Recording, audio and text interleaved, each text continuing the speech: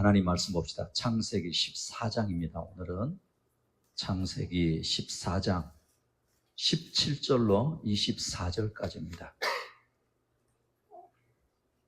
창세기 14장 17절로 24절까지를 교독합니다. 제가 한 절, 여러분 한 절.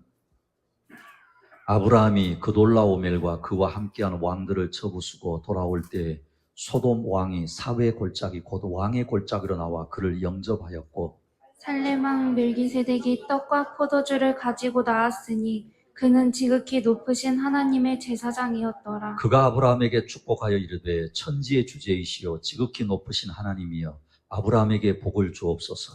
너희 대적을 내 손에 붙이신 지극히 높으신 하나님을 찬송할지로다.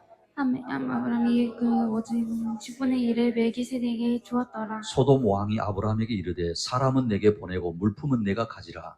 아브라함이 소돔 왕에게 이르되 천지의 주제이시요 지극히 높으신 하나님 여호와께 내가 손을 들어 맹세하노니 내 말이 내가 아브라함으로 치부하게 하였다 할까 하여 내게 속한 것은 실 한 오락이라도 들매끈 한 가닥도 내가 가지지 아니하리라.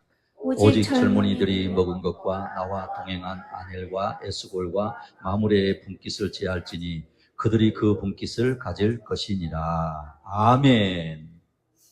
자, 오늘도 제목을 한번 상기합시다. 제목을 상기합니다. 승리를 주시는 하나님과 살렘 왕 멜기세덱. 따라합시다.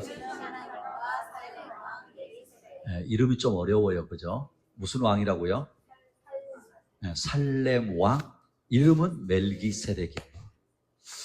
자, 여러분 우리 너무 오래됐는데 생명의 삶 기억나십니까?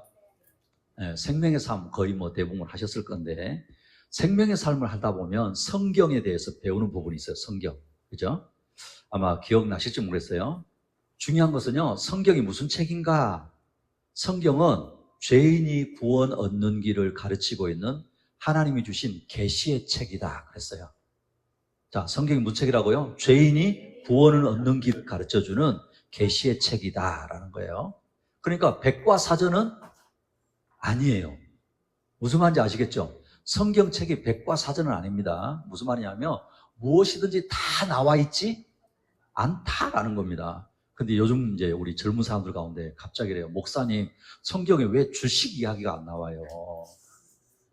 왜 AI를 어떻게 써야 되는지 왜 안 나옵니까?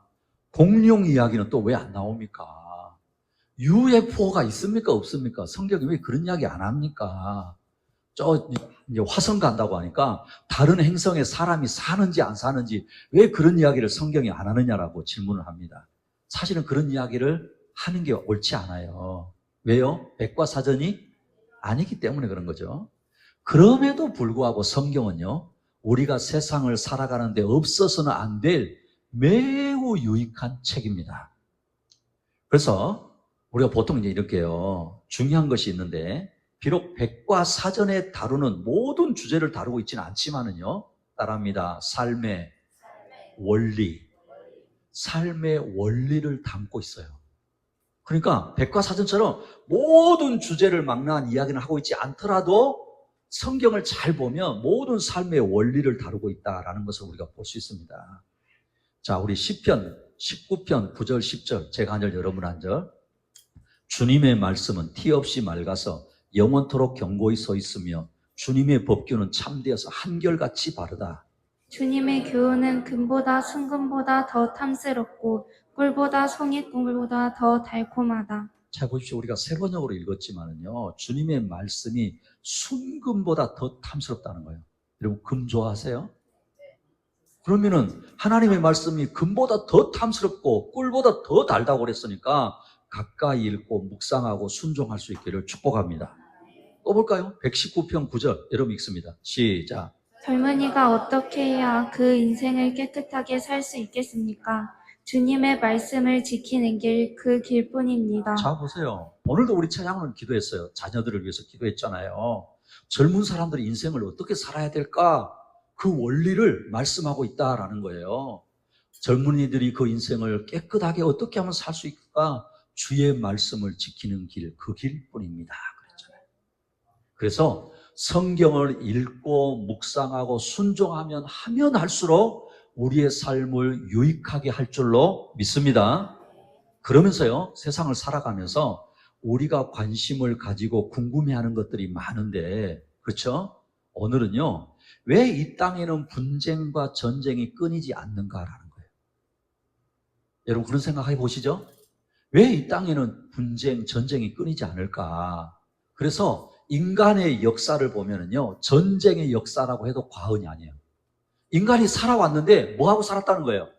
전쟁하며 살아왔다는 거예요.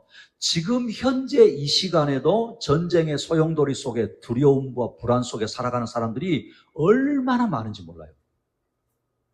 오늘 저와 여러분은 밖에는 땡볕이지만 이런 에어컨 밑에 와가지고 하나님께 예배 드릴 수 있다. 할렐루야.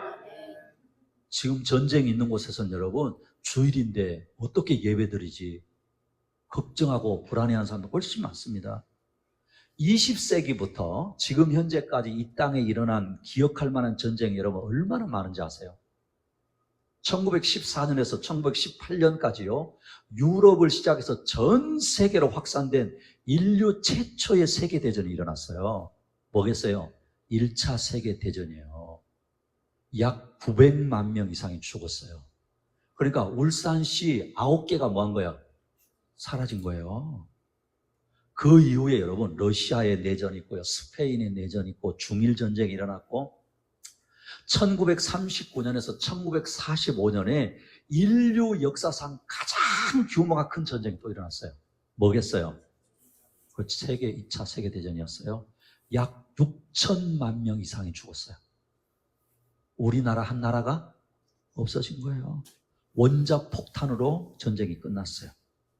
1950년에서 53년까지요. 우리 민족이 전쟁을 일으켰어요. 그죠? 냉전 시대를 대표했던 전쟁이거든요. 남북한이 우리가 전쟁이 일어났어요. 국제적으로 확대되기 시작했었죠. 유엔이 참전했어요. 현재도 끝난 게 아니에요. 휴전이에요. 휴전. 6.25 전쟁이에요. 그 다음에 여러분 베트남 전쟁, 또 1948년에 시작했어요. 여러 차례 전쟁하고 있는 중동에서 일어나고 있는 중동 전쟁들이에요. 그 다음에 소련이 아프가니스탄을 침공했거든요. 그런 전쟁이 일어났어요. 이란, 이라크 전쟁이 일어났어요. 걸프전이 일어났어요. 유고슬라비아의 전쟁이 일어났어요. 21세기 들어와서는 2001년부터 2021년까지 이런 미국의 9.11 테러 일어났었죠. 그 테러와의 전쟁이 시작됐어요. 아프가니스탄과 전쟁이 왔고요. 이라크와 전쟁을 했고 2003년부터 지금 현재까지도 하고 있어요. 아프리카 수단에서는 정부군과 반정부군과 내전을 치르고 있어요. 다르푸르라고 하는 전쟁을 하고 있어요. 지금도 여러분 소말리아라고 하는 나라에 내전이 일어나고 있거든요. 시리아에도 내전이 지금도 진행 중이에요. 리비아에도 그래요. 예멘에도 그래요. 가장 최근에는 2014년부터 지금까지요. 우리가 우크라이나 러시아 전쟁하죠. 사실 여러분 2014년부터 시작된 거예요. 이미. 수단이라고 하는 나라도 내전이 있습니다. 여러분 안타깝지 않아요? 그죠?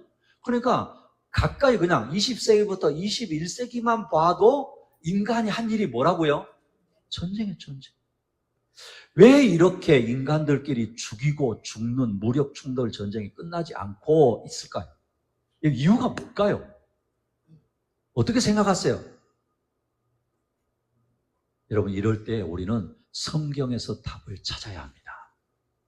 자, 야고보서 4장 1절만 여러분 읽어보세요. 1절 시작. 무엇 때문에 여러분 가운데 싸움이나 분쟁이 일어납니까?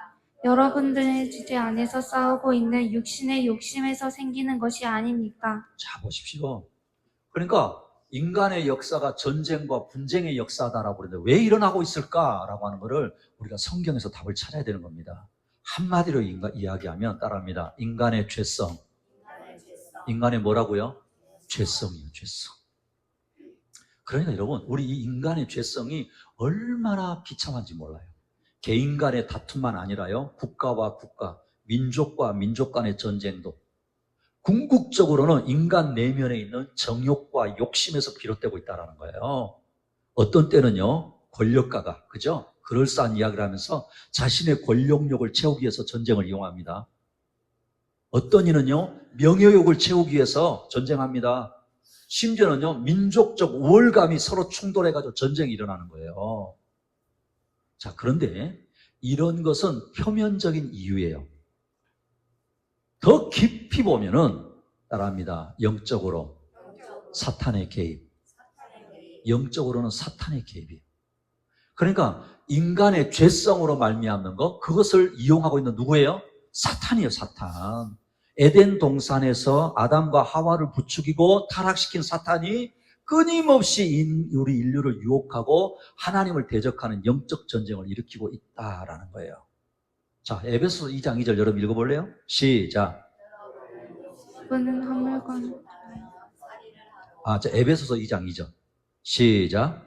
그때 여러분은 허물과 죄 가운데서 이 세상의 풍조를 따라 살고 공중의 권세를 잡은 통치자 곧 지금 불순종의 자식들 가운데서 작용하는 영을 따라 살았습니다. 자, 보십시오. 지금 바울이 무슨 이야기를 하느냐면 저와 여러분이 예수님을 믿기 전에 어떻게 살았는가? 그럼 이걸 또 다시 말하면 지금 예수님 안 믿는 사람도 어떻게 살고 있는가? 여기 정확하게 이야기하고 있다는 거예요. 우리가 예수님을 모르고 세상을 따라 살았을 때는 우리도 모르게 공중의 권세를 잡은 통치자, 그랬죠? 불순종의 영을 따라서 뭐 했다고요? 살았다라는 거예요. 그러니까 자기도 모르게 그렇게 따라서 사는 거예요. 사탄이 교묘하게 인간의 죄성을 부추깁니다. 여러분 기억하세요. 사탄이요 아주 교묘한 방법으로 인간의 그 죄성을 딱 부추겨요. 대의 명분으로 포장해가지고 전쟁을 하게 합니다. 하나님이 창조하신 세상을 파괴하고 인간을 멸망시키려고 하는 거예요. 그러니까 여러분 그리스도인은요 전쟁을 영적인 시각으로 볼 수 있어야 한다 이 말이에요. 할렐루야. 그러면 하나님은 이런 전쟁에 대해서 어떻게 하시는가? 그게 궁금하잖아요. 그렇죠? 이것도 역시 어디서 답을 찾아야 돼요? 그렇죠. 성경의 예를 보면 됩니다. 여러분, 기본적으로 우리는 하나님을 신뢰해야 합니다. 할렐루야. 어떤 하나님이요? 자, 이제는 창세기를 제가 계속해서 강의하고 있으니까 여러분 우리가 기본적으로 어떤 하나님을 신뢰해야 돼요? 할렐루야. 또 창세기에서 이야기하고 있는 하나님 좀 우리 그렇죠. 통치자 하나님, 통치자. 그 다음에 뭐예요? 심판하시는 하나님, 그리고 구원하시는 하나님이라고 그랬잖아요. 이 모든 것을 어떻게 해요? 선하게. 악한 방법으로 하시는 게 아니라는 거예요. 선하시게. 그리고 당신의 오르신 뜻대로 인도하시는 것을 신뢰해야 합니다. 그러면 해석이 되는 거예요. 전쟁도 여러분 똑같은 거예요. 전쟁도 인간의 죄성 때문이구나. 사탄이 부추기구나. 하나님은 뭐 하실까? 하나님 악하신 분이 아니잖아요. 선하시잖아요. 맞지요? 항상 오르시잖아요. 그래서 우리가 해석을 할 수 있는 거예요. 하나님은요, 인간의 죄악이 관영했을 때, 가득 찼을 때 뭐 하시죠? 심판하세요. 그러니까 때로는 심판의 수단으로 뭘 허용하시기도 해요? 전쟁을 허용하시기도 해요. 여러분 실제로 그렇습니다. 또 나중에 볼 거예요. 소돔과 고모라 같은 경우에도요. 그렇습니다. 가나안을 정복하는 경우도 앞으로 보겠지만 그런 거예요. 처음부터 하나님이 그렇게 하시지 않았다 이 말이에요. 아브라함에게 무작정 가서 다 죽여서 전쟁해라 그렇게 하시지 않았다는 거예요. 볼까요? 창세기 15장 16절. 여러분 읽어보세요. 시작. 너의 자손은 4대째가 되어서 이 땅으로 돌아올 것이다. 아무리 사람들의 죄가 아직 벌을 받은 만큼 이르지는 않았기 때문이다. 자 보세요. 그렇죠? 하나님이 아브라함에게 가나안 땅을 내가 약속의 땅으로 너에게 줄 거야. 그런데 뭐라고? 지금이 아니야. 왜? 아직 그 땅이 죄악이 관영하지 않기 때문이다. 그러는 거예요. 그래서 여러분 여기에 더해서 우리가 전쟁을 어떤 관점으로 봐야 되느냐? 따라합니다. 종말론적인 관점으로 전쟁을 봐야 되는 거예요. 자, 우리 마태복음 24장 6절 7절 제가 한 절 여러분 한 절. 또 너희는 여기저기서 전쟁이 일어난 소식과 전쟁이 일어나리라는 소문을 들을 것이다. 그러나 너희는 당황하지 않도록 주의하여라. 이런 일이 반드시 일어나야 한다. 그러나 아직 끝은 아니다. 민족이 민족을 거슬러 일어나고 나라가 나라를 거슬러 일어날 것이며 여기저기서 기근과 지진이 있을 것이다. 자 보세요. 예수님이 다시 마지막 때 뭐 하세요? 다시 오시잖아요. 재림하시잖아요. 근데 그 재림하시기 직전에 이 땅의 상황을 이야기하시는데 전쟁에 대한 이야기를 하시고 있다는 거예요. 주님이 다시 오실 때가 가까울수록 오히려 이 땅에 전쟁이 사라지는 것이 아니라 더욱 빈번하게 일어날 것이라고 계시다는 거예요. 그런 여러분 안타깝지만 앞으로 전쟁은 더 있을까요? 없을까요? 이건 더 있어요. 안타깝지만 어쩔 수 없어요. 그러니 우리 그리스도인은 하나님의 주권과 섭리를 신뢰하고 역사를 보아야 할 줄로 믿습니다. 아, 어떻게 가는구나. 그렇지. 이렇게 봐야 되는 거예요. 오늘 우리가 읽은 본문의 내용을 이런 관점으로 봐야 된다 이 말이에요. 오늘 우리가 보는 본문이거든요. 자, 기억하십니까? 지난주에 약속의 땅에 들어갔어요. 거부가 돼서 돌아갔잖아요. 그죠? 아브라함과 롯에게 이제 뭐가 생겼다고 그랬어요? 갈등이 생겼어요. 이 갈등을 아브라함이 먼저 양보하고 롯은 물질적으로 풍요로운 곳만 찾아서 동쪽으로 가게 되었다고 그랬죠? 그랬잖아요. 근데 그 결과가요, 당시 이제 메소포타미아 지역인데 메소포타미아 지역의 국제 전쟁에 휘말리게 됩니다. 급기야는 아브라함의 조카 롯이 가족과 함께 포로가 되어서 끌려가게 되었다는 이야기를 오늘 우리가 읽은 본문 앞에 하고 있는 거예요. 참고로 이 메소포타미아 지역이 어디인가? 메소포타미아란 말은 두 강 사이라는 뜻이거든요. 티그리스 강과 유프라테스라는 그 강을 의미하는 거예요. 이 두 강은 여러분 지금 우리 터키 아시죠? 요즘 뭐라고 불러요? 오케이. 이제 터키 그러면 안 돼요. 튀르키예라고 하잖아요. 이 두 강은 튀르키에서 발원을 해서요, 시리아와 이라크를 거쳐서 페르시아만으로 흘러가요. 그러니까 지금 이라크를 중심으로 시리아 북동부, 그리고 튀르키의 동부, 이란의 남서부, 쿠웨이트 일부까지, 그러니까 그 넓은 지역을 지금 이야기하는 거예요. 조카 롯이 포로가 되었다는 소식을 들은 아브라함이요, 가나안 5 왕이 상대해도 안 되었던 연합군이었거든요. 근데 자기 집에서 키우던 사병이에요, 사병. 아직 아브라함은 나라를 이루지 않았거든요. 자기 집에서 키우던 사병 318명을 데리고 가서 롯과 그가 빼앗긴 것을 되찾아왔다는 이야기가 오늘 우리가 읽은 이 본문입니다. 그럼 여러분 생각해 보세요. 아니, 연합군을 상대로 자기 집에서 키우던 사병들 데리고 가서 데리고 왔다. 말이 되나요? 좀 안 되잖아요.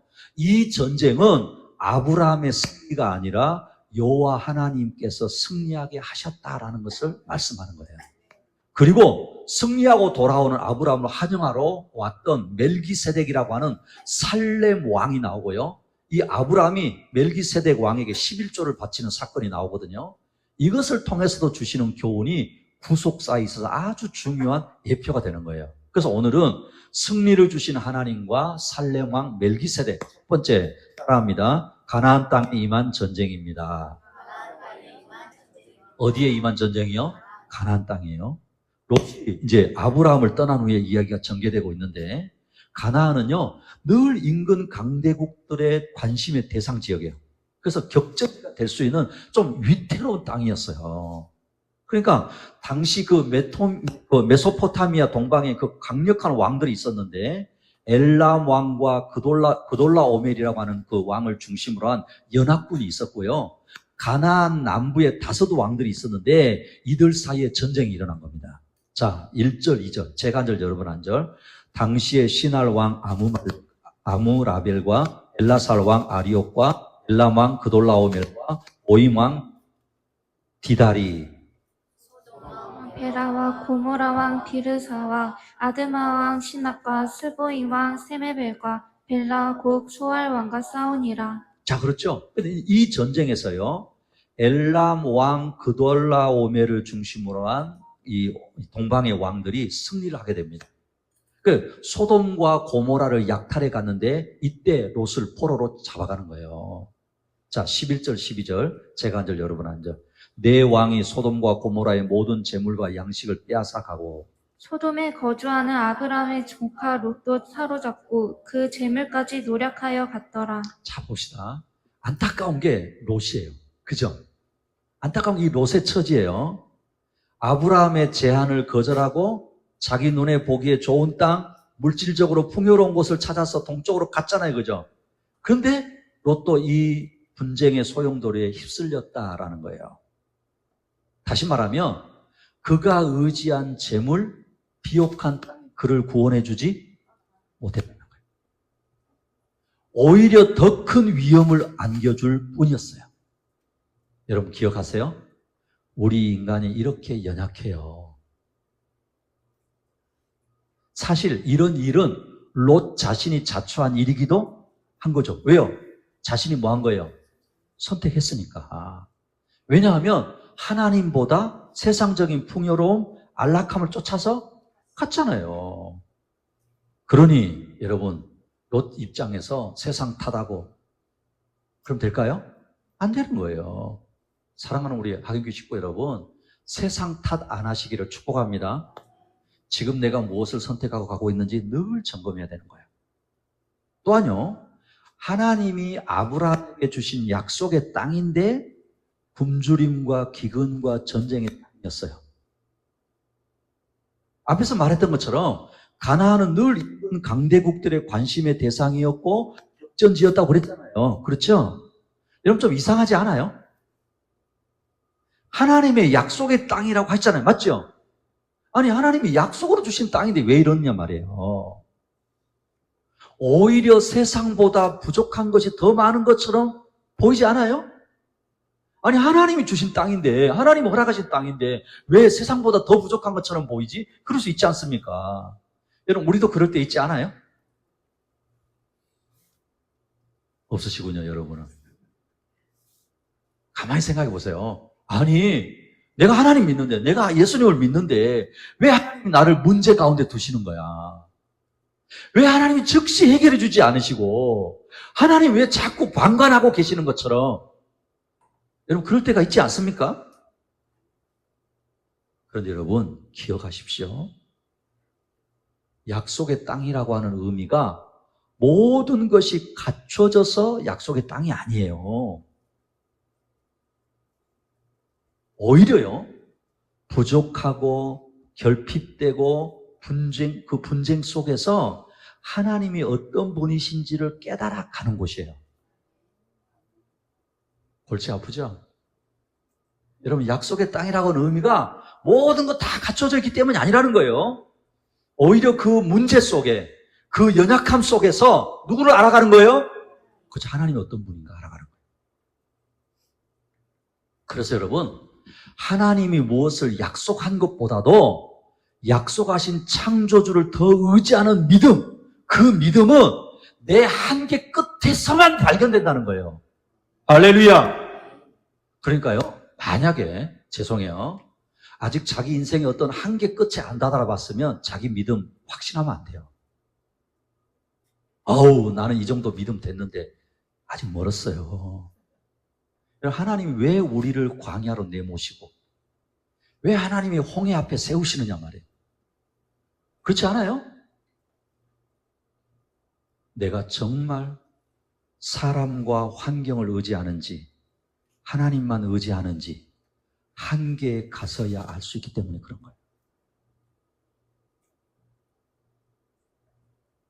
오늘도요, 롯 때문에 전쟁을 주신 것이 아니라 아브라함 때문에 이 환경을 주고 계신다는 것을 여러분 아셔야 돼요. 아브라함이 이 한계를 뛰어넘어서 오직 하나님만 어떻게 의지하는지를 하나님 지금 보고 계시는 거예요. 그래서 하나님은 오늘도 갖춰진 땅이 아니라 가능성의 땅으로 우리를 인도하시는 것을 볼 수 있기를 축복합니다. 그런 의미로 우리 하경교회는 가능성의 땅이에요. 할렐루야! 그걸 보셔야 돼요. 아, 다 갖춰져 있으면 얼마나 좋을까? 물론 그럴 수도 있죠. 그러나 거기에서는 우리 믿음이 자랄 수 없어요. 여러분 한번 생각해 봅시다. 부족함이 없는데, 불편함이 없는데 어떻게 눈물도 배고픔도 전쟁의 아픔도 없는 하나님 나라를 사모할 마음이 생겨요? 여기서 다 누리고 있는데 어떻게 하나님 나라가 보여요? 안 보이죠. 참 설교를 준비하다 보니까 목사인처럼 그래요. 목사인처럼. 이번에 제가 우리 집사람을 통해서요, 우리 인간이 질병 앞에서 고통 앞에서 아무것도 할 수 없다는 존재인 것 사실 지식으로 알았거든요. 여러분 그렇지 않아요? 그죠? 지식적으로 알았단 말이에요. 근데 이제는 삶으로 알고 있어요. 그래서요, 매일 어디서든지 제가 내뱉는 신음소리 같은 기도가 있어요. 불쌍히 여겨주세요. 지식으로 알았는데 삶으로 아는 거예요. 아, 하나님이 불쌍히 여겨주셔야 되는 거예요. 그러니 나의 부족함, 나의 결핍이 원망하고 불평하고 주님과 멀어지는 저주가 되지 말고 더욱 주님을 신뢰하고 주님 안에 더 든든히 거하게 하는 감사의 조건이 되시기를 축복합니다. 사랑하는 우리 학연교회 식구 여러분, 약속의 땅 가나안 땅에도 전쟁이 있음을 기억하십시다. 오히려 이 부족함과 결핍이 더욱더 주님을 의지하는 기회가 되시기를 축복합니다. 승리를 주신 하나님과 살레망 멜기세덱 두 번째 따라합니다. 아브라함의 결단과 승리입니다. 그렇습니다. 아브라함의 결단과 승리예요. 오늘 이야기의 주인공은 전쟁에서 포로로 잡혀간 롯이 아닙니다.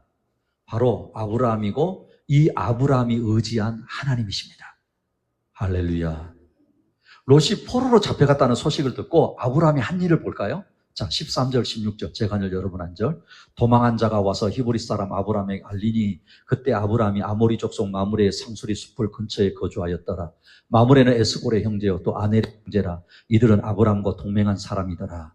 아브람이 그의 조카가 사로잡혔음을 듣고 집에서 길리고 훈련된 자 318명을 거느리고 단까지 쫓아가서 그와 그의 가신들이 나뉘어 밤에 그들을 쳐부수고 다메섹 왼편 호바까지 쫓아가 모든 빼앗겼던 재물과 자기의 조카 롯과 그의 재물과 또 부녀의 친척을 다 찾아왔더라. 자 보십시오. 롯이 포로로 잡혀갔다는 이야기를 듣고 자기 집에서 함께하고 훈련했던 가병들이라거든요. 318명을 데리고 추격합니다. 밤중에 기습 공격해가지고 동방 왕들을 물리치고 롯과 모든 재물을 되찾아왔습니다. 근데 여러분 보십시오. 집에서 길리고 훈련된 318명이 아주 뛰어난 정예 병사들이었기 때문에 이겼을까요? 네? 가나안의 그 5나라가 함께 상대해서 속수무책으로 졌던 연합군이었거든요. 그러니까 5나라가 연합해서 싸웠는데 졌던 연합군이란 말이에요. 그렇죠? 그러니까 당시 주변 부족들과 비교해보면 아브라함의 가병은 많은 수가 아니라는 겁니다.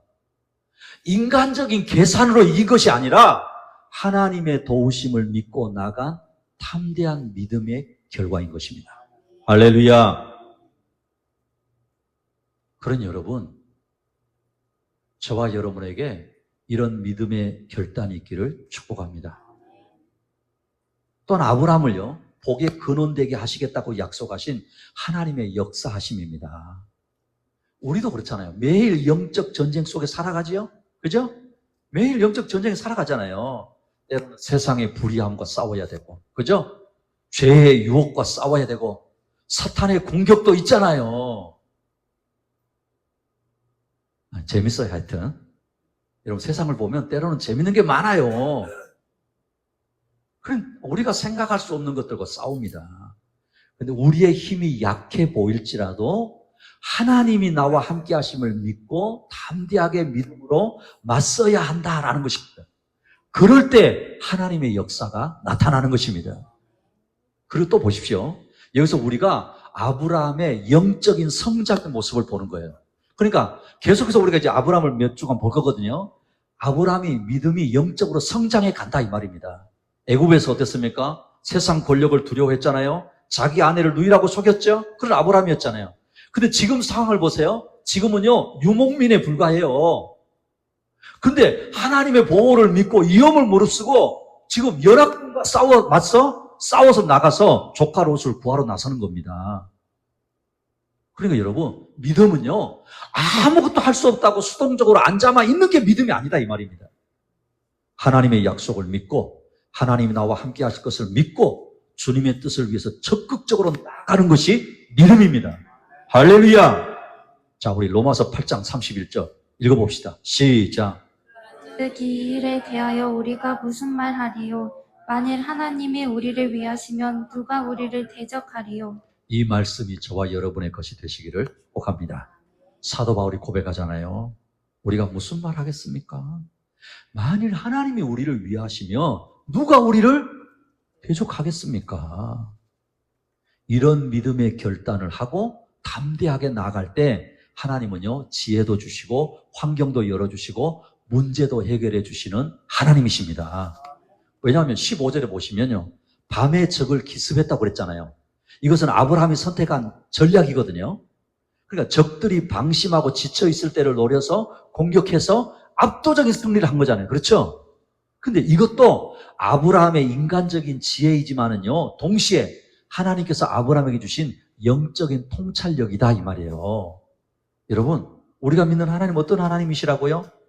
역사의 통치자라고요. 통치자. 맞지요? 그것도 선하신 통치자십니다.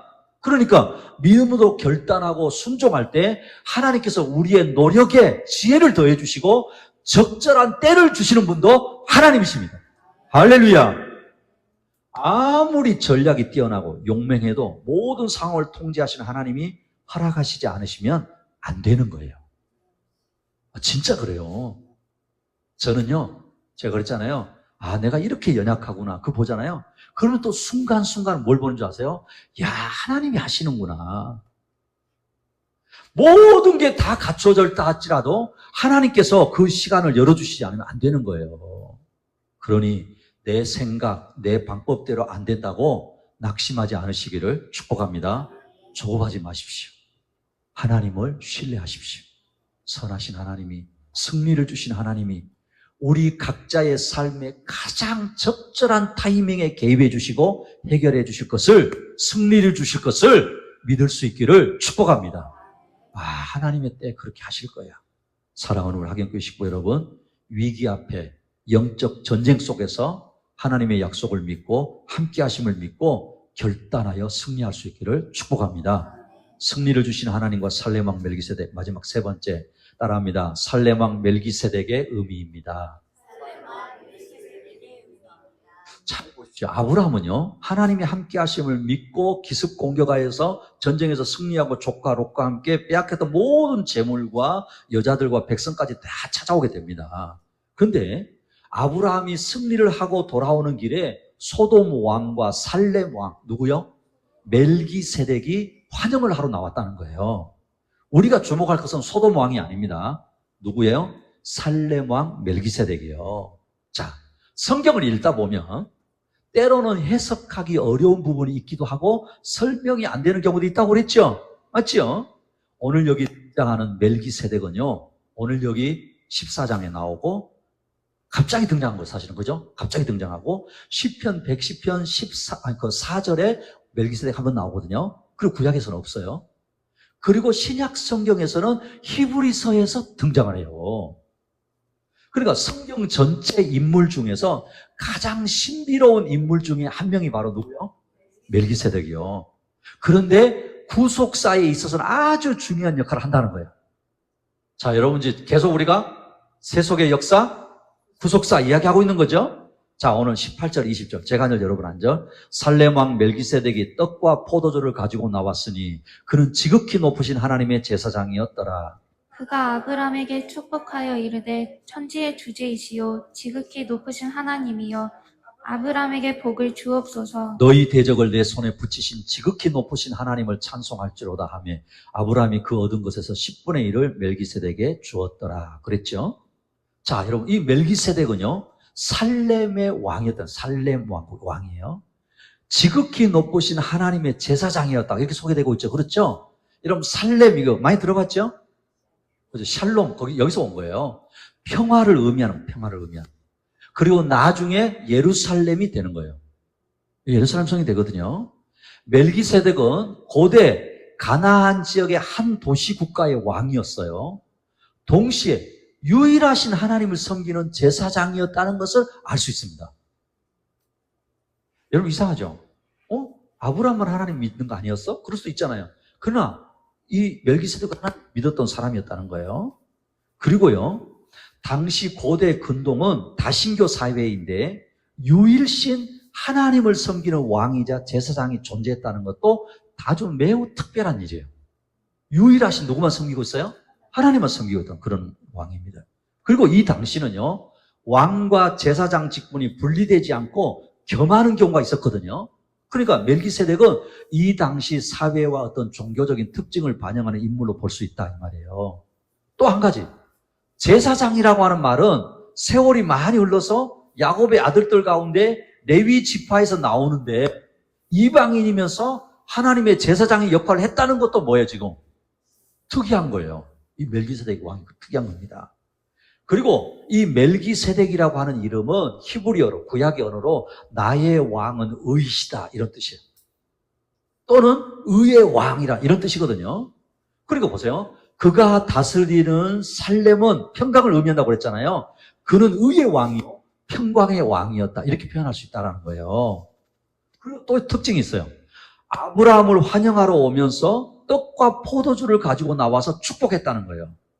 여러분, 구약의 제사는 동물에 뭘 바쳐요? 이 동물을 제물로 바치는 제사거든요.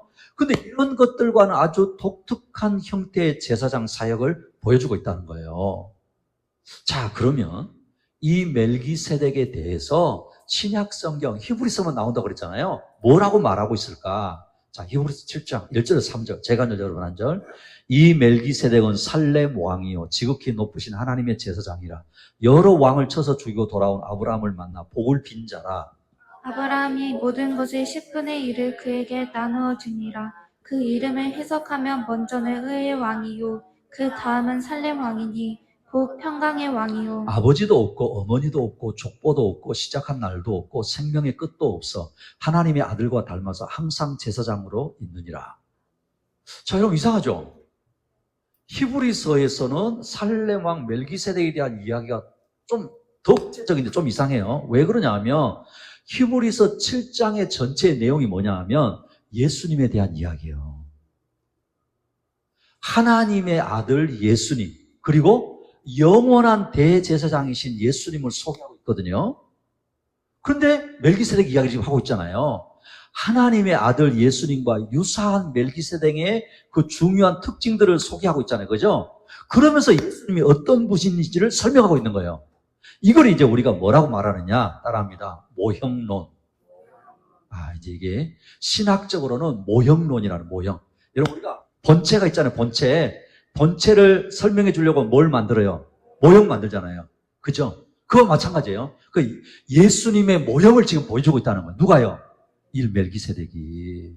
그래서 예수님께서 멜기세덱의 모형을 따라 규정되는 게 아니고 멜기세덱이 하나님의 아들 예수님의 모습을 규정되는 그 모형을 보여주고 있다는 거예요. 그런 의미예요. 그래서 예수님처럼 멜기세덱은 의의 왕이요 평강의 왕이었어요. 또 왕이면서 제사장이었어요. 아브라함의 경배를 받으신 예수님처럼 멜기세덱도 전쟁에서 승리하고 돌아온 아브라함에게 소유의 10분의 1을 이렇게 바치고 경배하는 걸 볼 수 있죠. 그래서 영원부터 영원까지 존재하시는 예수님처럼 멜기세덱도 성경에 보면 뭐랬어요? 부모나 족보에 대해서 그리고 출생과 죽음에 대해서 침묵하고 있는데 신비한 존재로 등장하고 있다라는 거예요. 그리고 또요, 성경은요, 그의 제사장직을 계승한 사람에 대해서 언급하지 않고 있거든요. 마치 영원한 제사장인 듯 묘사하고 있다고 그랬잖아요. 이것도 실제로 영원한 대제사장이신 예수님을 닮은 특징이었다라는 걸 이야기하고 있다는 거예요. 그리고 아브라함이 멜기세덱에게 11조를 바쳤다는 것은 멜기세덱이 아브라함보다 영적으로 더 높은 위치에 있었다는 것을 말을 하거든요. 그리고 아브라함은 이 전리품의 11조를 통해서 하나님께 드렸죠. 제사장이 바쳤으니까 하나님의 주권을 인정하고 그분께 감사와 경배를 드리는 신앙의 고백을 하고 있는데 자신이 얻은 승리가 전적으로 하나님의 도우심과 은혜 때문이었다고 고백하고 있다. 결국은 오늘 이 창세기 14장에 등장하는 멜기세덱은요, 역사적으로 실존했던 왕이자 제사장이지만은요, 신비로운 인물이었어요.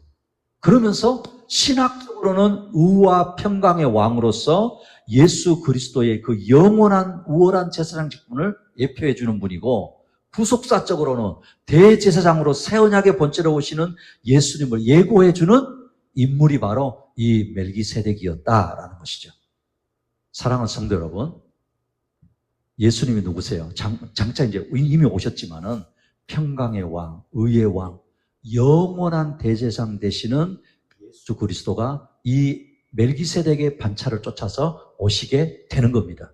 그러니 이제는 우리는 이미 오신 그분, 평강의 왕, 의의 왕, 영원한 대제사장 되시는 예수 그리스도를 환영하고 섬김으로 삶 속에서 복을 받는 저와 여러분 되시기를 축복합니다. 말씀을 맺겠습니다. 약속의 땅 가나안에도 전쟁이 있다는 것. 오히려 이 부족함과 결핍이 더욱 주님을 의지하는 기회가 될 수 있기를 바랍니다. 위기 앞에 영적인 전쟁 속에서 하나님의 약속을 믿고 함께 하심을 믿고 결단하는 믿음으로 승리하시기를 바랍니다. 평강의 왕, 의의 왕, 영원한 대제사장이신 예수님을 환영하고 섬김으로 복을 받는 저와 여러분 되시기를 축복합니다.